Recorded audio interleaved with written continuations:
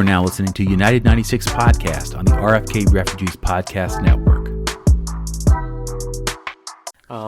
Welcome in, ladies and gentlemen, boys and girls, to RFK Refugees Podcast, which is not the name of the show. It's United 96 on RFK Refugees Network. That's especially funny because we are doing this twice because I forgot to hit record, and I did it right the first time, but not right the second time, so that's on me.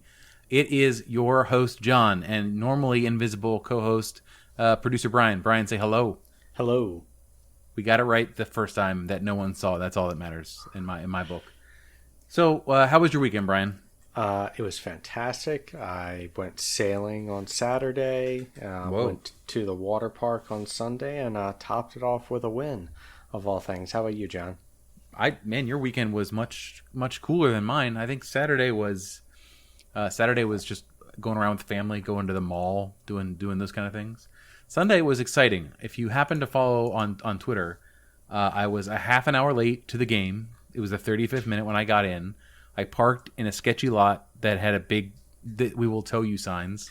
And after I had walked all the way to the stadium, and I DM'd Jason Anderson. Jason's like, "Oh, they'll tow. You should definitely go back and pay." So I turned back around and walked a half a mile back again to find out that there was no one there to pay, and then walked all the way back again. And then it didn't get towed after all. But I got to watch the most exciting soccer game of the year for me by far. So I can't really complain, even though it was raining and I had to walk a lot. But how many minutes of that game did you get to see, John? 65? 55, if I did the math right. So not very much. The goal, I heard the sound of the goal, and I got the alert. I got to watch it later. But let's get right into it. Let's talk about this game. So, first game in charge for Wayne Rooney, a thing that DC United's Twitter account will not let us forget. Wayne Rooney is the coach of DC United, lest you have thought maybe it was somebody else. It's Wayne Rooney. First lineup he rolls out, similarly young to last time from the back, Rafael Romo, who we're going to have something to say about, Chris Adoyatsam, starting at right back, Brendan Hines-Ike, Steven Birnbaum, Sammy Guediri, Ravel Morrison making his first start. Also playing for the first time, I think he said in 3 months, so there was concern about whether or not he would be able to play, and he played 90, so that's funny. Chris Durkin, Sofiane Jafal, Jackson Hopkins, Taxi Funtas, and Miguel Berry rounding out the lineup. What did you think when you saw this lineup? Did you have any sort of thoughts, anything that was sticking out to you, other than maybe Ravel Morrison? No, nothing really than Morrison. I think everything else was fairly expected, given the current state of things. So nothing that was really surprising to me. How about you?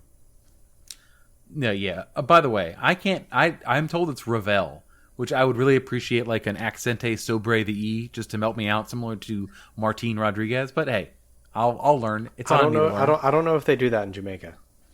Maybe not. Well, maybe they should. What am I just supposed to know? Just know? Yes. Well, I don't like that. I don't know. Anyway, the lineup, like you said, pretty unchanged. I think the notable thing was, once again, two players who are almost assuredly gone here, either before the window closes or very shortly after. Can you name them for me? Two forwards who will no longer be here? Michael Estrada and Nigel Robertha. Yeah. Nigel Robertha under contract through 2023, so that will be a more tricky one. DC United could terminate the loan agreement at any time for Estrada, and I think that they will. So I'm going to cry no tears about that. I think you and I actually have both pretty in agreement with Estrada as being not really a great fit, and certainly not a $5 million player. Could you send Robertha to Loudon as like a last resort and pay his wages through Loudon and get it off the wage bill and free up an international spot? I imagine there's got to be some MLS rules against that player stashing like that. Especially for somebody like that isn't like the other way around. Mm-hmm.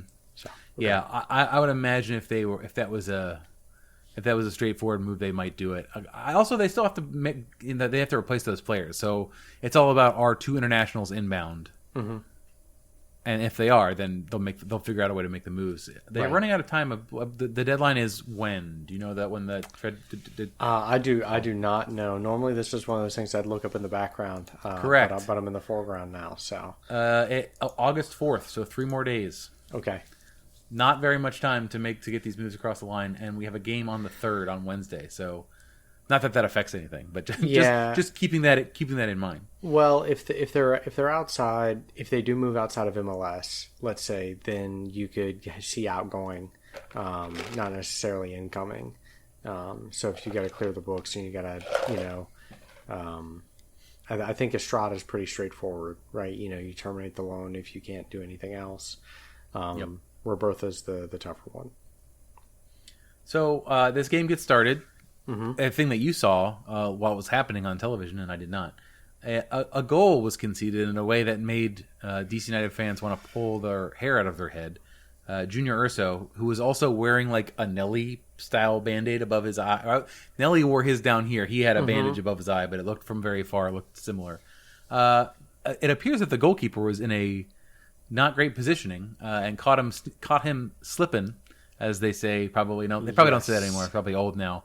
But Junior Urso looking like, I don't know, a very skillful player, chipping him from outside the 18 into the upper 90 far post. What did you think when you saw that? What expletives went out of your lips when you saw that? Things that I will not repeat in case well, you're trying to keep our explicit. In case my 4-year-old isn't quite asleep yet.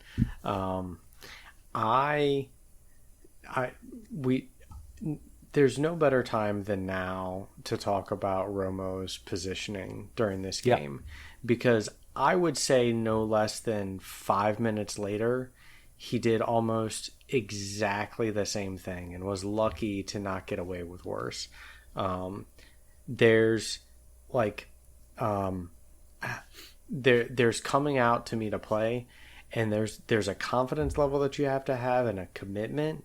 And I think what you see is he wasn't committed.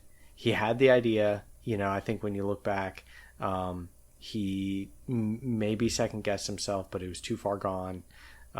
It did not go his way, and there were a number of times where Romo was caught out of position in a similar position to how he was for that first goal.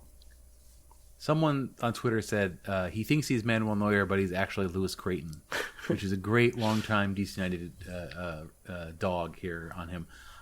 We have a Twitter question that's relevant, so I think we'll put it in there.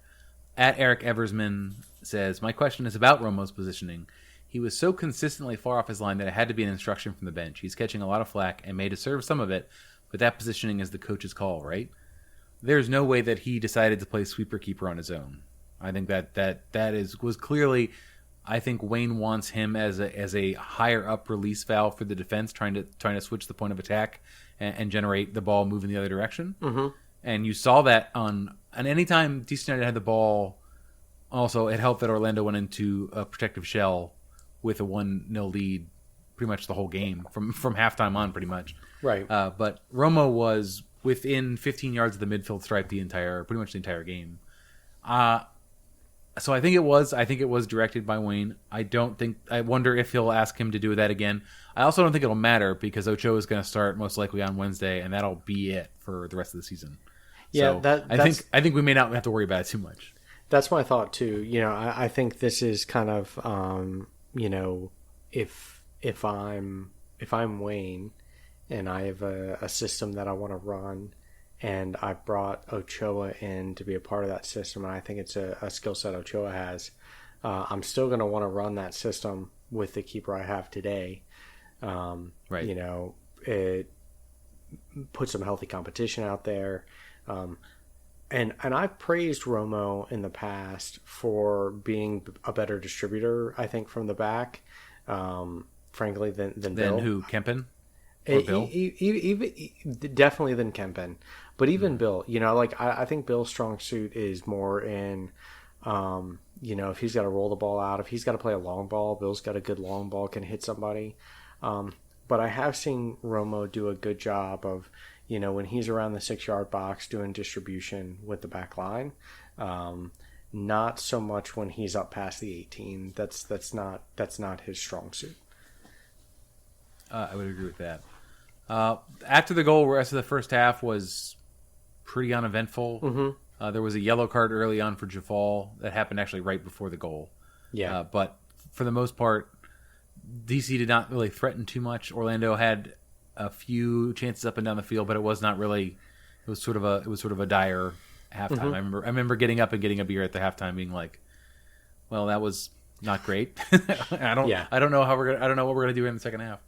I think for me the game changes with the sub of Martin Rodriguez and Andy Nahar. Andy Nahar comes on the 70th, and Rodriguez comes on for the 46th. But once Nahar gets on, and Rodriguez is at the same time, the team becomes electric. Just like it's happened before. I'm trying to remember the game previous. It might have been not the last, maybe the last home game. They both came on at the same time, and they are. I think someone called again. I'm stealing all my bits from Twitter and Discord, but like it's WTTS, which is willingness to try shit. Mm-hmm. And those players have a high dose of it, and the rest of the team doesn't have too much of it. But the game completely turned around. It was they looked like they were going to threaten as Nahar got on, and they did. The game tilted by Orlando went into a "please don't hit me" sheltering position, and it was just a matter of time, really. And we'll talk in a bit of foreshadowing. All the players that came on actually. So Rodriguez, Ola Kamara, Andy Nahar, and Kamarni Smith were all integral to the goals that were scored. Mm-hmm. They were all pieces of it. But let's talk about that first one. Chris Durkin in the 90th and the 90th plus one. As this happened, so Ola Kamara is on the left wing. I'm trying to remember who passes him the ball. It might have been Kamarni. I think it was a Kamarni. Mm-hmm. Ola looks like he has offsides. Looks like he checks up, but also doesn't look like he had checked up all the way. Yes. Gets the ball, plays it across for Chris Durkin. Chris Durkin blasts it into the top shelf, to use a hockey term. I am immediately tweeting Brian like, nope, that's going to go to VAR. There's no way. That was definitely offsides, because it was right. I'm right in line with him where my seat is, and I'm sitting there with my seatmate Trey. I'm like, no, let's not get excited here. It's not going to happen. And then as we're talking, it goes on the screen. Review checked. Goal stands. Like, how did we get that low? How did that happen? Yeah, I have no idea. If that was Premier League, you would have had the lines drawn, the vertical line, and there would have been some measurements done. Everything in my soul told me that Kamara was offside and that goal would be called away. But I'm thankful that it was not. Happy to be wrong, right? For a change. Yes. So I thought that was it, right? I thought, oh, great, we tied the game. That's excellent. That nothing else will happen. I'm happy with this. This is good enough for me. But I was wrong. That is not what happened. In the 90th plus 5, so there was 4 minutes planned stoppage time in the 5th one. So the ball is taken from the right side. Who crosses it to Kamarni? Was that Ravel or Ravel? Who was it? Yes, our defensive midfielder, Morrison, which I want to get back to. We'll talk about him in a second. Yes. Crosses the ball to Kamarni Smith, who is now a DC United legend. There's nothing we can do about it. We're going to get a statue of Kamarni Smith. Crosses in the ball, and instead of doing what he normally does, which is make a nice trap, and then cross the ball usually to the top of the 18 where someone is guarded, or just loop it. One time volleys it across the box. Taxi is right there and tips it in past the goalie. Not very hard, but hard enough. Crowd goes ballistic. Mm-hmm. Scenes, as they say, goes into the corner. Fans are going. I just got goosebumps again to my own telling of it and my own thinking of it. Goes into the corner 2-1. What was your thought? Like, I know in the stands it was really pandemonium. What were you thinking? I snatched my 4-year-old up, stuck on my shoulders, and kind of ran around the room. Nice. I think you and I talked about it. I don't know, that comeback win, that last minute, that stoppage time. One, it feels very how DC United used to win when they would win, I think I was amazed. It was one of those things that you replay in your mind, and maybe you expect if you have Kevin Paredes and some of the pieces that we had last year, like if that had been Paul Arriola passing to Kevin Paredes, playing it into maybe Taxi, you're like, oh, hey, great goal, good job, guys. But, you know, I think with the cast of characters we have today, Rooney's first game, there's just something electric, something different, a different energy that transcended, you know, something, even when we were behind, you could feel from my side, and I don't know if you felt in the stadium, a difference in the crowd, an excitement maybe that hasn't been around recently, seeing some of these new signings get on the field. There's a sense of staleness that I feel has been hanging over the team since certain changes were made at the club. And it feels like we've sort of popped open a fresh bag of chips, and this was like finishing the last one. I like all of that. By the way, I've just now realized that I can see the Twitch chat and engage it as we talk. I'm being corrected by SC Lad 95. It was actually Rodriguez who crossed it to Camarni.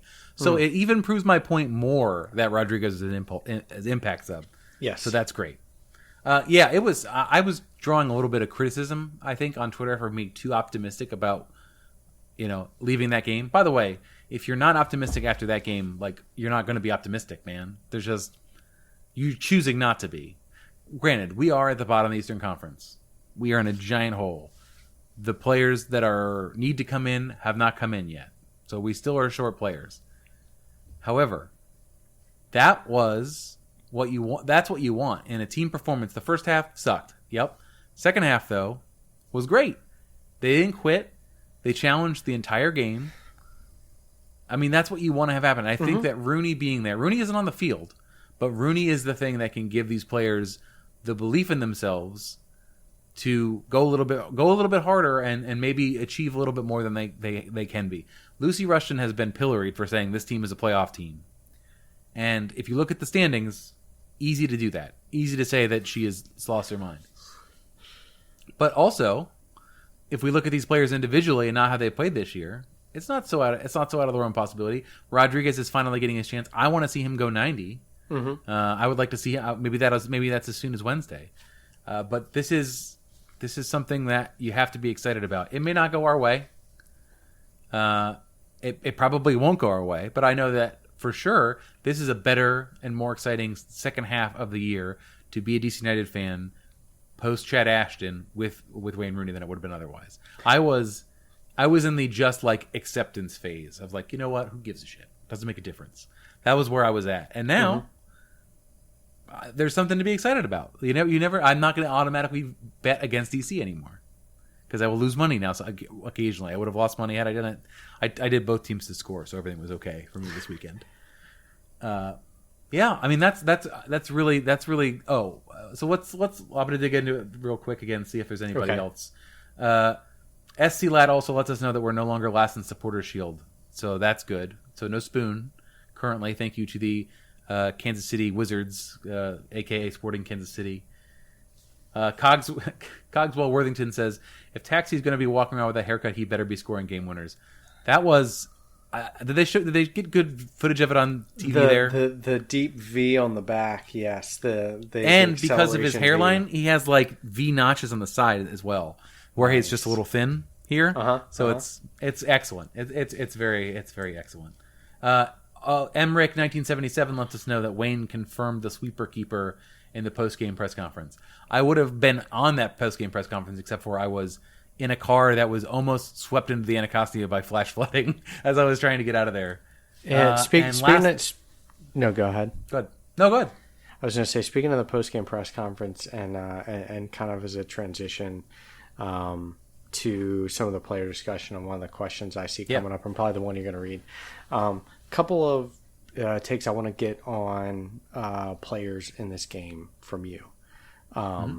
So first is Ravel. I'm getting it wrong, aren't I? Is it Ravel?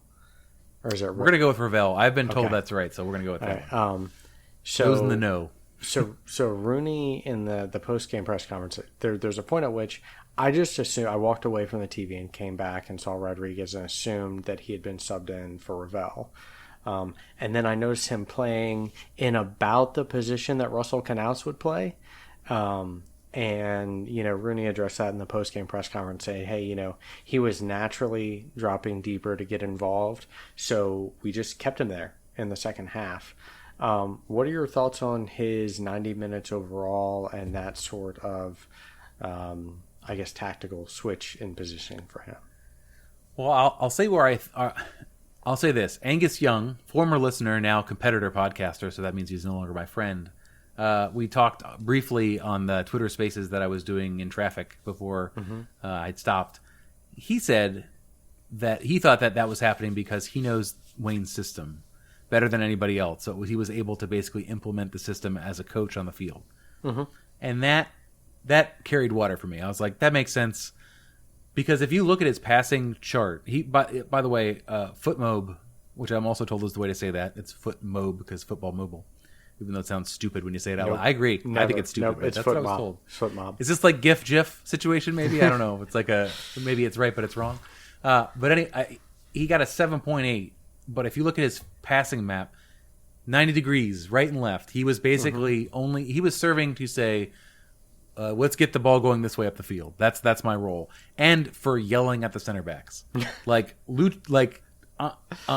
trying to think of another player who yelled more at his. He's like Bill Hamid in the field, basically. It was yelling at Brendan Hines-Ike was his favorite person to yell at.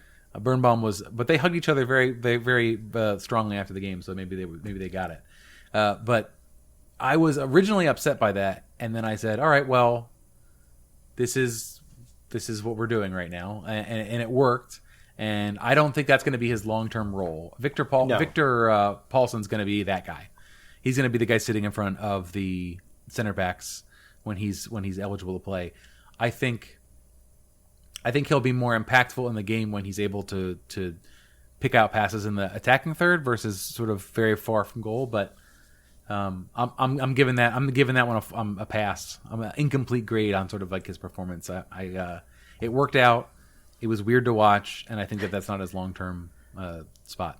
Yeah, I agree. That's fair. I'm going to move on to the next one. Ted's favorite young player serving out on the right.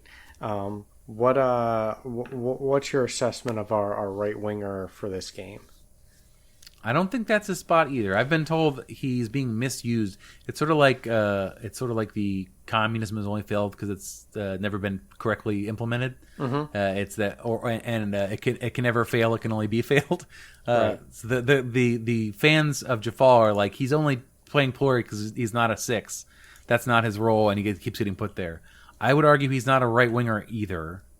I was not super impressed with his performance there, but right now, players are sort of being pushed into duty in all different kinds of places. Yep. So I would classify this more as a Drew Skundridge right back situation more than something that we can expect to see going forward. That's how I would characterize it. Okay. And what about Jackson Hopkins? What do you think of his performance? He got stuck in, man. He got what could have been a red card. It would have been a little soft, but the keeper for the Orlando did lay hands. Yes. On him. Certainly at least a yellow, maybe. I don't know. He was not as dangerous as I'd like him to be, I don't think. But he doesn't look like he doesn't belong there. Ted Cudipietro had a start that he played pretty poorly, and he looked outclassed. He was physically sort of overpowered. And by the way, he's back on non-COVID illness recovery, so he may not have been even full fighting form to go do that. So maybe that's the situation. But I mean, I'm happy to. Obviously, the trade would not have happened were this front office and Wayne not a Hopkins fan. So he's going to be there every game until his legs fall off. They're going to run him into the ground. Yeah, I think his positioning was good. I think his finish was a little, could have been tighter, but I think you expect that from somebody his age. He's trying stuff. Yeah. Couple of player questions in the chat. Cogswell Worthington, is the writing on the wall for Pines? I think we talked about it a little bit last week. It's about sort of what what is this rest of the season going to be about?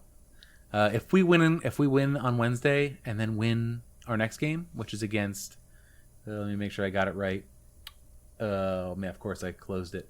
We play Charlotte on Wednesday away, but then we play New York Red Bulls on the 6th. So 2-game week. Mm-hmm. If we win both of those games, then we're maybe not throwing the rest of the season away and not being like, let's see what we got with these players who maybe are going to give away goals and lose us games. So I don't think the writing's on the wall necessarily, but it is certainly maybe. I would say that we're probably not going to see him as much as we would if this team did not respond to Wayne's leadership and we weren't seeing some positive turnaround effects. And if we were still playing 5 at the back. Yep, also that. So I think because he likes. Yeah, go ahead. I was going to say because I still think he's your first off the bench if say like Birnbaum or Heinzag can't start. I don't see Nahar playing in a 4-back system the way he played in a 5-back system. I don't think you can, especially with a sweeper keeper, have that sort of, hey, go up and make an impact. So I think Pines is going to be your first in over Alfaro if you've got somebody out in those back two. Yeah, I think which makes sense. Alfaro is not going to be here next year for sure. So yeah, I think that's right. We got there's a lot of questions coming in the chat. Yep. Thank you guys for throwing these in here. Jesse L. Leifert says, will we ever see Hamid back in goal?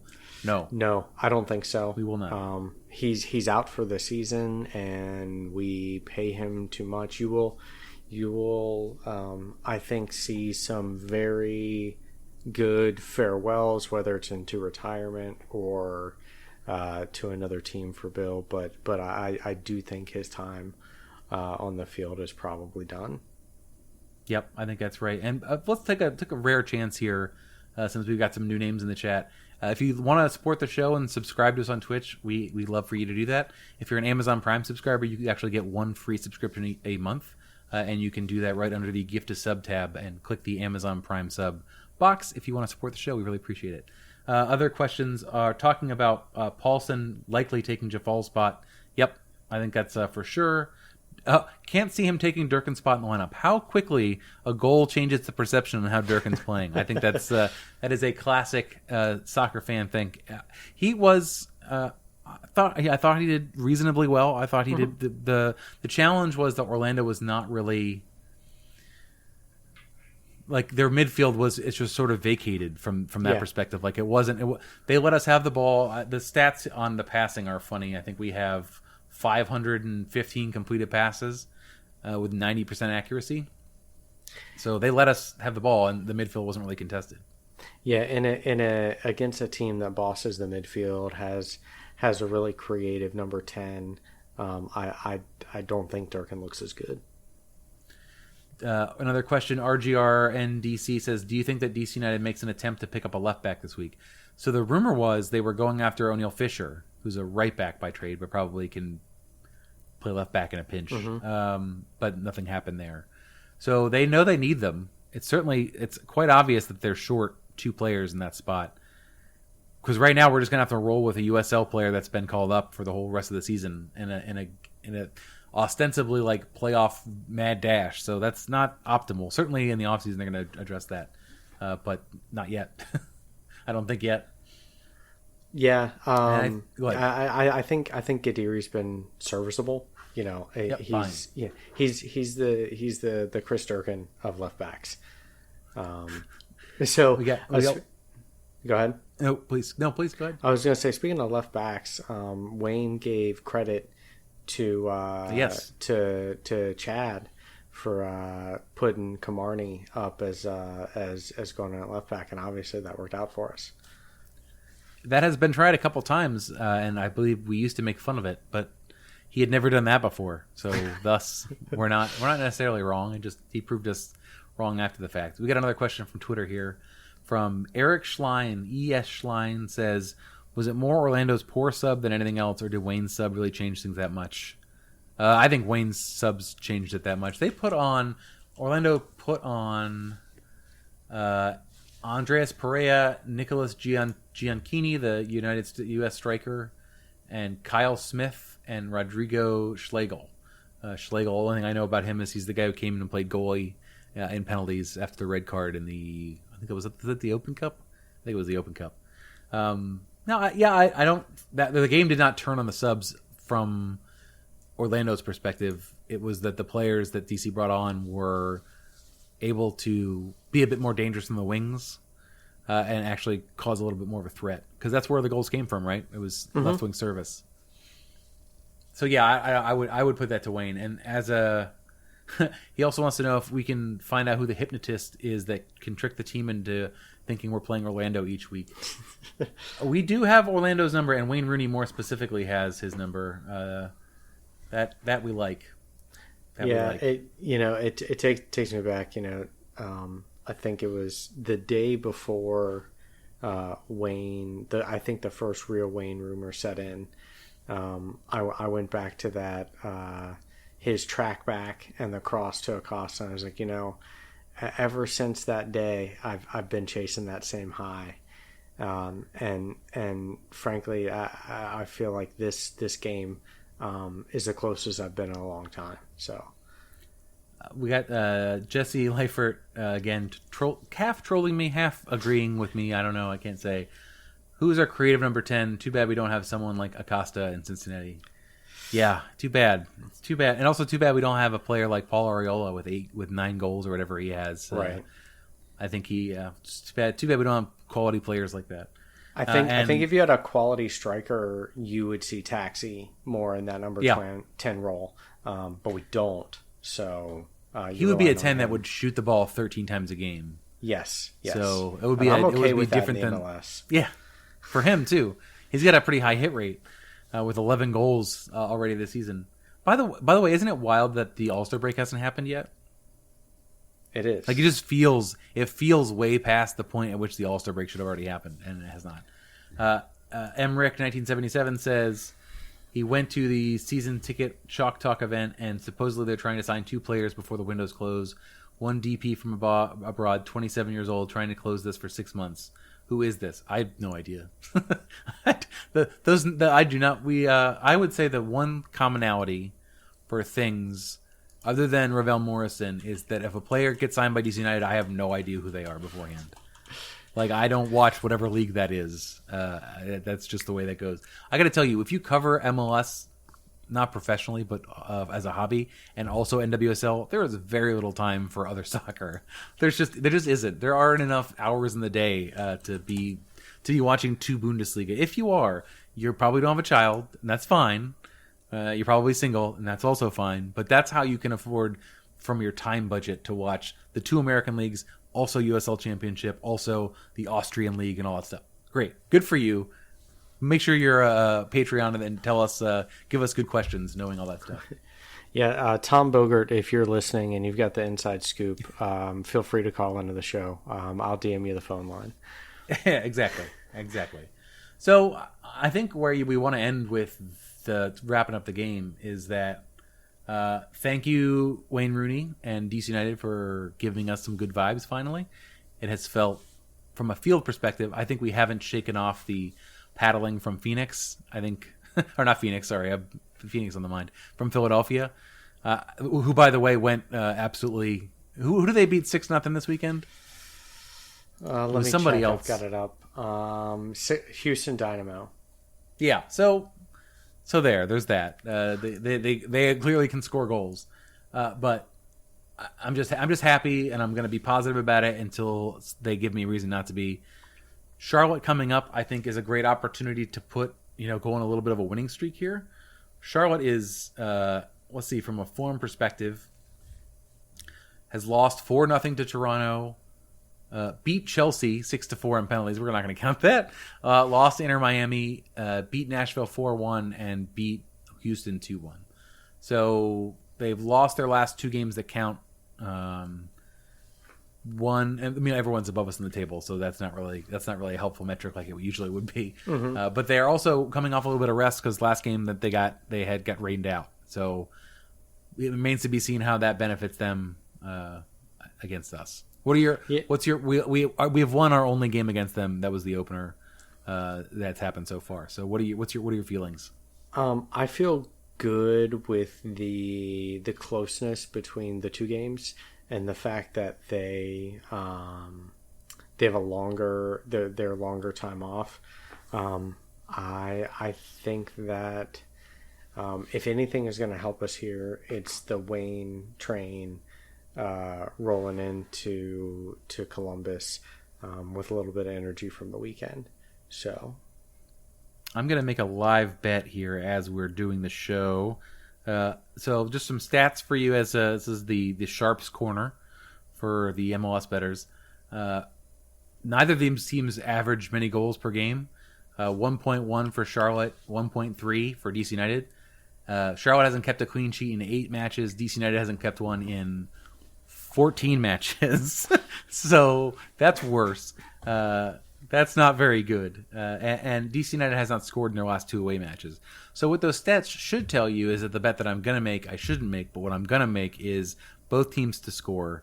I think that David Ochoa may be a great goalkeeper, but he has not played a real game that counts in a year and is not familiar with his defense, so I would not expect the best out of him. Also, if you've seen the little bit of training clips at Loudon, he does not look super game fit at the moment. So he's better than Rafael Romo probably, and they're going to want to see him out there, and they've got to figure out what they've got with him because they only have him on contract for the rest of the year.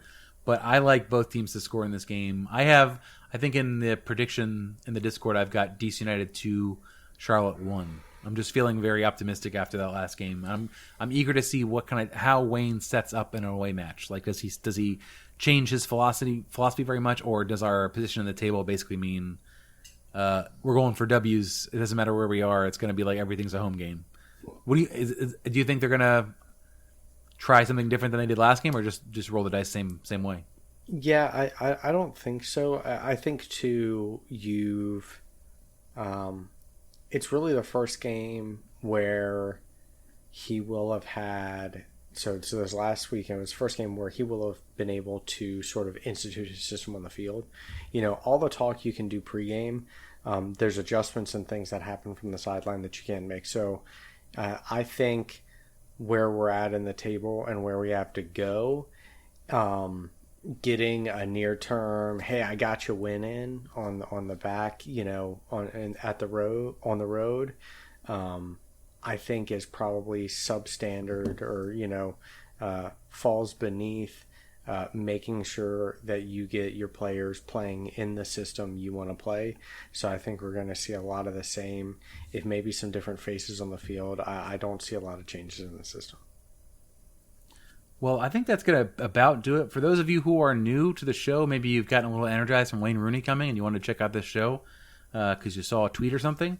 We do this show every Monday night at 8:30 on Twitch, but we also release the show on every podcast feed under United 96 usually on Tuesday every week.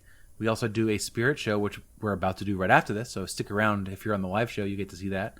And if you want to support us and get all of our interviews, we just had Jackson Hopkins, we just had Chris Durkin on last week, so there may be a correlation between interviews and scoring. It's unclear. Just let us know who you want us to have on next. But if you want to get those interviews early and first, before they get released, I think 5 days is the window for everybody else. Go to patreon.com/RFK Refugees. For Ted, who is not here and he'll be back next week, we will see you guys next Monday. And if you're going to stay for the Spirit show, do that.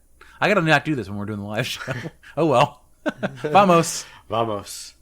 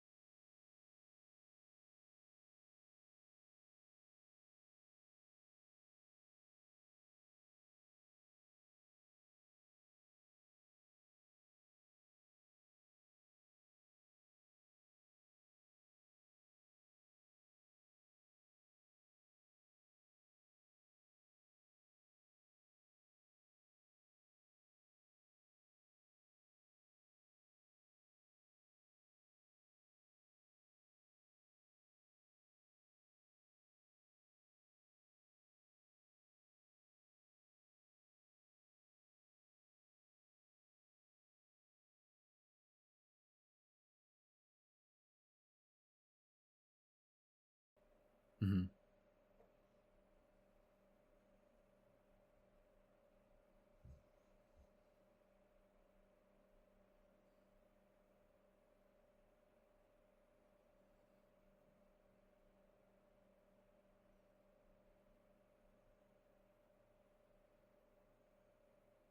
Right.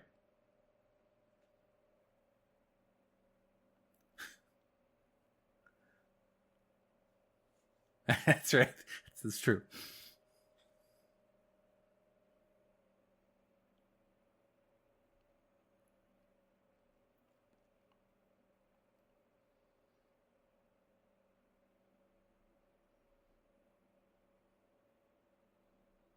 Yeah. Yep. It's I likened it on Twitter. Somebody was telling me I was infantilizing the players by saying like poor players. To me, it was almost like a workplace benefit that turned out to be not a benefit. It's like if your HSA had $1,000 in it, and then like, oh, the money's gone. Sorry, there's nothing you do to get back. Sorry. Uh, yeah, yeah.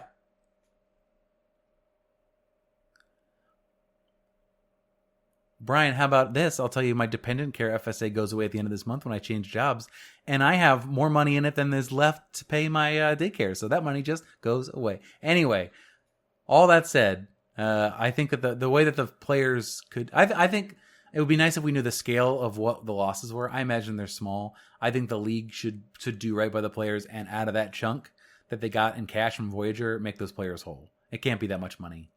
If it was a lot of money, that sucks, and I feel bad for the players. There are people that have lost millions of dollars on these platforms. If I say anything else, I think most of our listenership hates crypto and wants me to stop talking about it. But if I can say one thing, if it helps one person, the phrase is "not your keys, not your crypto." So when you buy something on a platform and you want to keep it, move it off the platform and hold it in a cold wallet. That's all I'll tell you. If you really care about it, DM me. You don't though. But I'm just telling you, don't keep it on platforms. Anyway, that's it for this week. We're gonna have some interviews coming out in the next couple weeks from some Spirit players. This is gonna be a series of things we're doing. If you want to get them early, make sure you subscribe to our Patreon at patreon.com/RFK Refugees. We are obviously doing this live. We do it Monday at around 9:15ish. The start time is dependent on how long we bloviate on DC United beforehand. So get there early, catch a little DC United, and then stay for the Spirit. And if you like the show, tell your friends about it and give us a review and a rating on Spotify, Google Play, Google, whatever. I don't know. I don't have an Android, iTunes, whatever. Give us a review. Tell us you like us. That is it for this week for an absent Ted. Brian and John say, see you next week.